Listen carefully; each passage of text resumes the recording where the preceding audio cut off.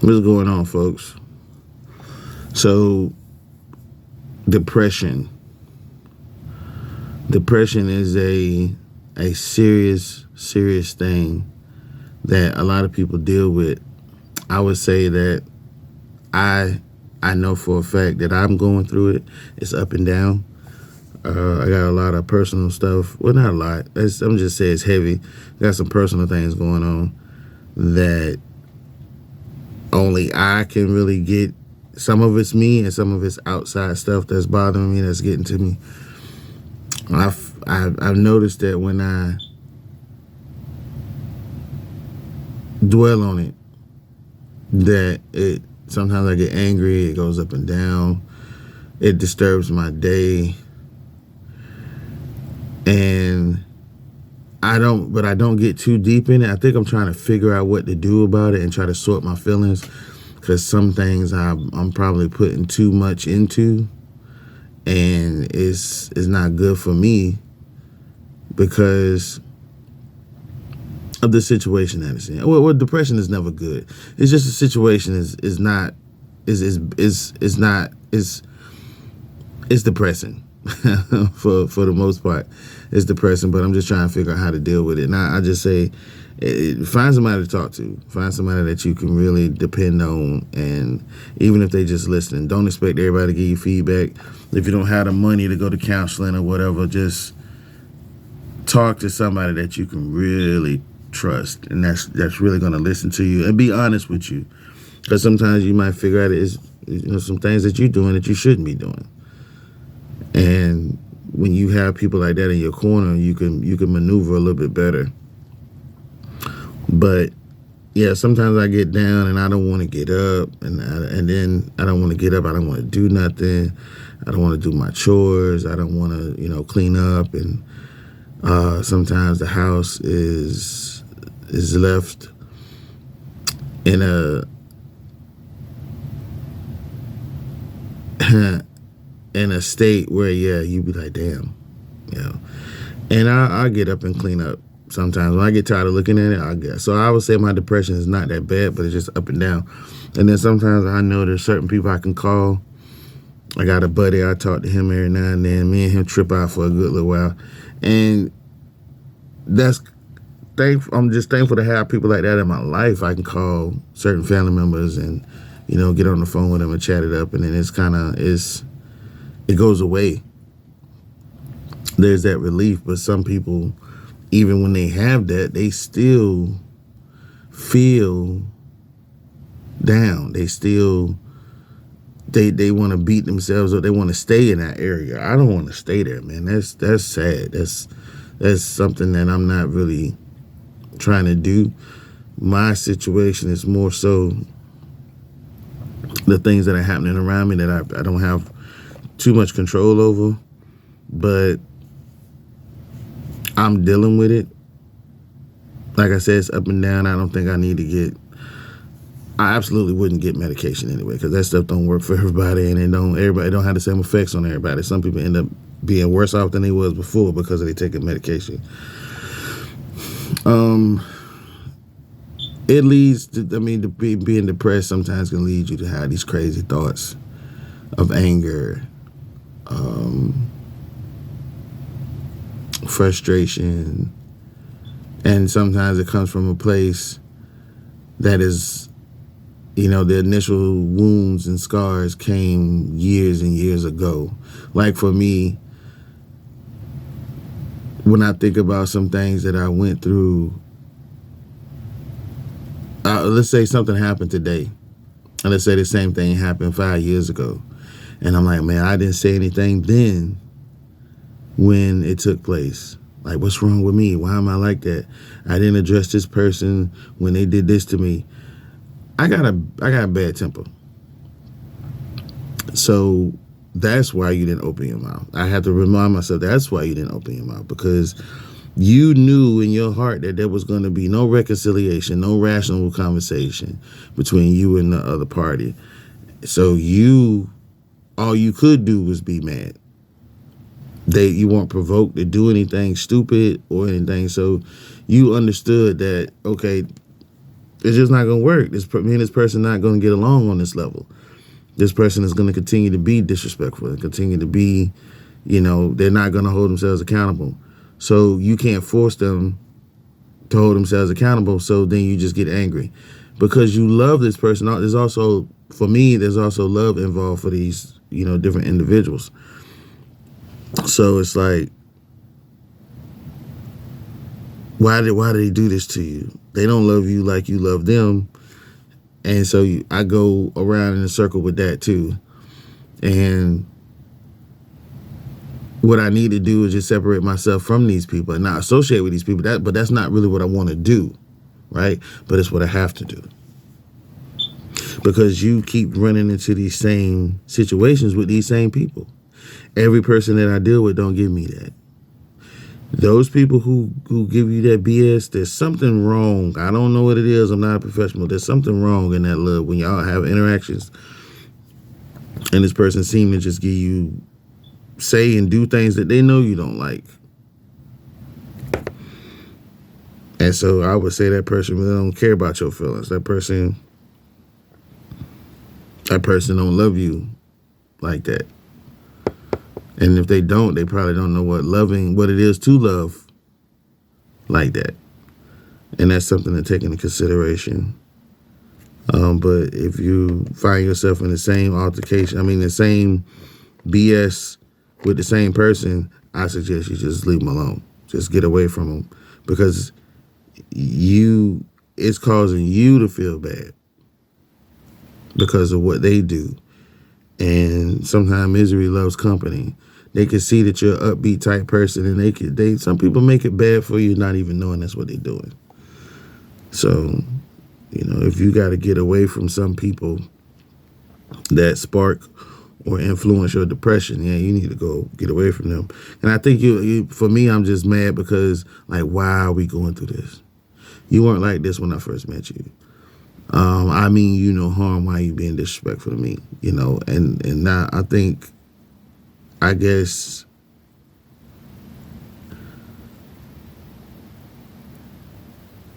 I'm wanting them to be a different person, and that's not possible. They're gonna have to want to be somebody different. So I'm gonna talk about what depression is. Depression is a serious common mood disorder causing persistent sadness, loss of interest, and significant impairment in daily life. It stems from complex causes like brain chemistry imbalances, genetics, and stressful life events. Symptoms include fatigue, sleep issues, appetite changes, and feelings of hopelessness.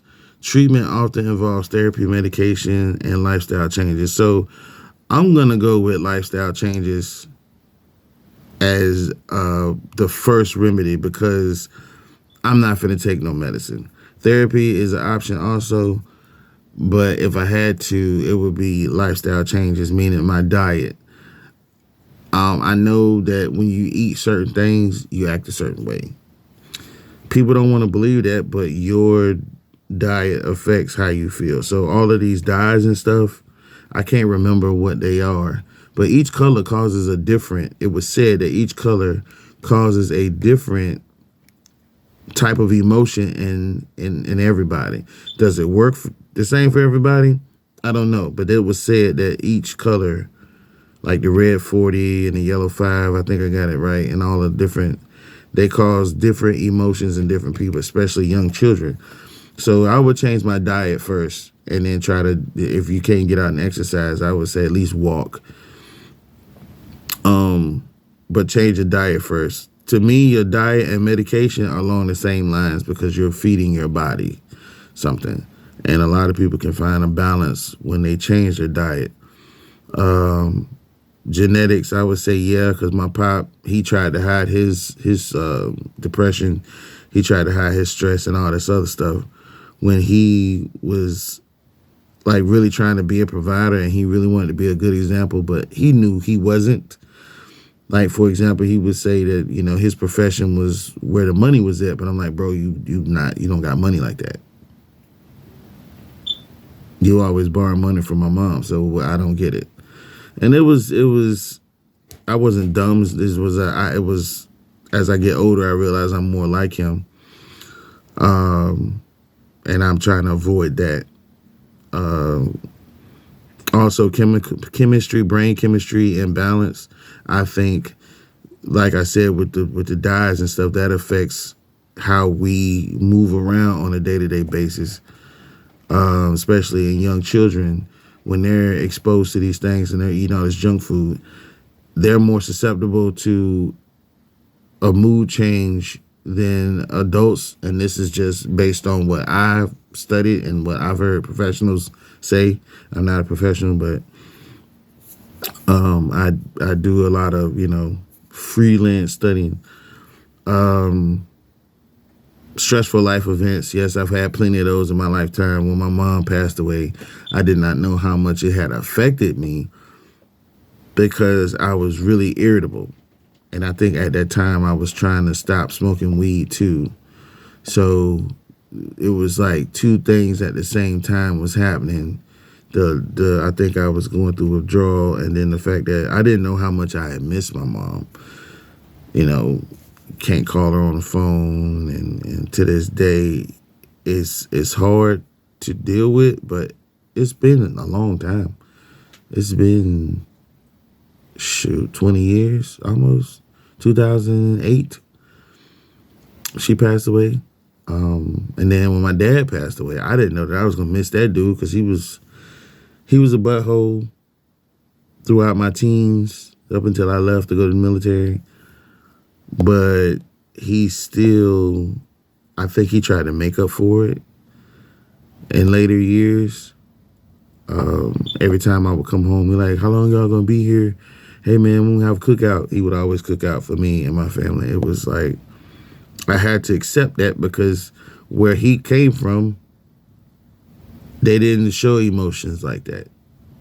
So he didn't do that for me. There was no hugs and kisses and son, I love you. It was the majority harsh criticism, which he thought what I needed to. He tried to make me a man. You can't make somebody a man. You got to show them how to be a man. And being tough is not being a man. You have to be more emotional aware and have control of your emotions. I would think not just as a man, but as a parent. I think that's a few ways of being the best example of that. Yes, I've had feelings of hopelessness and sleep issues and fatigue and stuff. But when you get the things in order, like when you don't eat the junk food and you're drinking more water and you're eating healthier foods and you're not eating as much. When you eat less, like once a day, you get a nice sized meal once a day, your brain receives more blood flow and you're able to think more rational. And you're eating healthier foods, it works out better for you. Trust me. Just try it. Those are some of the things. But like I said, if you lifestyle changes, diet would be the first one. Diet and exercise would be the first thing that I would jump on for those who are dealing with stuff. And it says symptoms, persistent sadness or empty feeling, loss of interest in activities, fatigue, insomnia. I do have trouble sleeping, and I'll sleep for like a few hours and then I'll get up and then I'll be tired and I'm like, man, I gotta go to work and that. So somebody told me that like when I was in the military, I could never get no sleep, and it was just random dude was doing guard duty, and his corporal was like, he said maybe because you're dreading the next day. I said, dreading the next day? He was like, yeah, when you have to go to work, you don't go to sleep. You don't sleep well. When you have to do something that you don't want to do, it's hard to function or prepare for that because you are like, oh my gosh, not the next day. Oh man, that's terrible. I got to do that. Kind of like if you had to go to court, you're getting ready to do about 10, 20 years. or you was gonna lose your children, or you gonna have to pay child support, or something bad was gonna happen the next day, you knew it, that was not in your favor, that would be one of those things that would definitely keep me up at night. But then you have that every day. So when I was in the military, it wasn't what I thought it was. A lot of those NCOs were assholes. I think some of them were possibly racist or extremely stereotypical.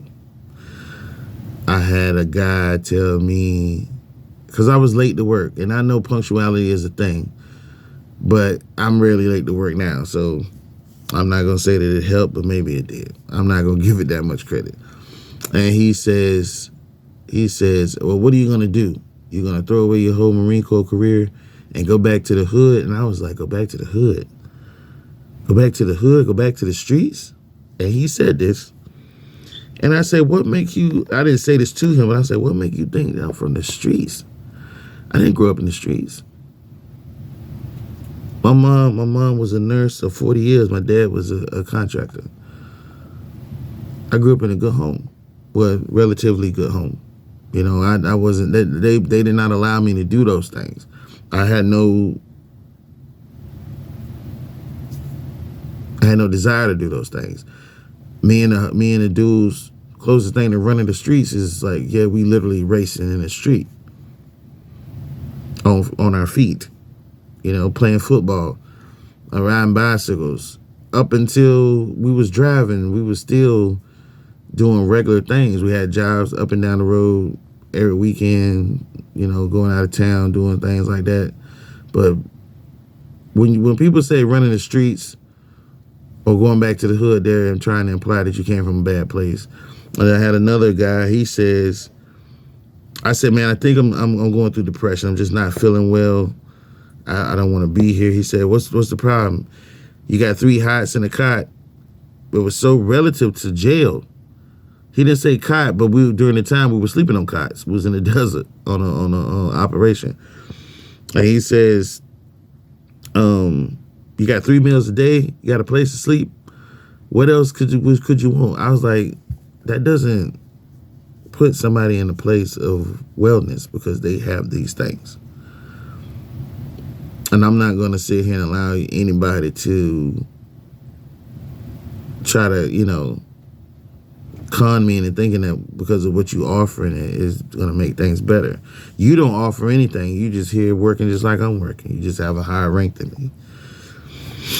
And the only people that could seem to really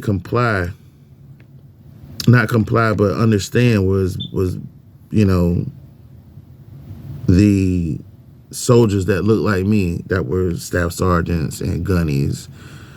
There was one who was, he was a dick, man. He wasn't on my team, for real. He wasn't looking out for me. And there was another guy, I don't think he was looking out for me. But I had, surprisingly, there was a few white dudes that was just like, dude, just pull up out the blue. Hey, man, you doing good? You all right? I know you had got in trouble the other day, blah, blah, blah. I was just coming to check on you. I said, you came all the way out here just to check on me? He was like, yeah. He said, man, you got potential.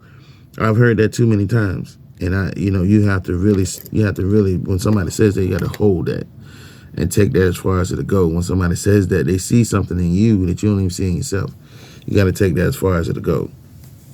So my depression comes from memories and, you know, trauma, things that have happened to me in my past that I can't shake. So it's up and down, but I get down sometimes. And I do get to the point where I was like, man, I'm finna go eat this. I'm gonna watch this movie. Now I don't feel like cleaning up. I try to keep myself up doing different things, but I'm not down like that. I'm not screwed back, you know what I'm saying?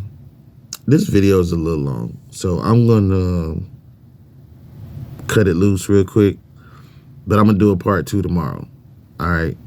And I'm gonna pick up where we left off with symptoms and cause and risk factors and types of depression, stuff like that. So you guys bear with me. Hey, I'm new to this. I'm not new to it, but I'm new to it. So I'll do the part 2 tomorrow. You guys stay loose. Hey, keep your head up. Stay positive. Peace.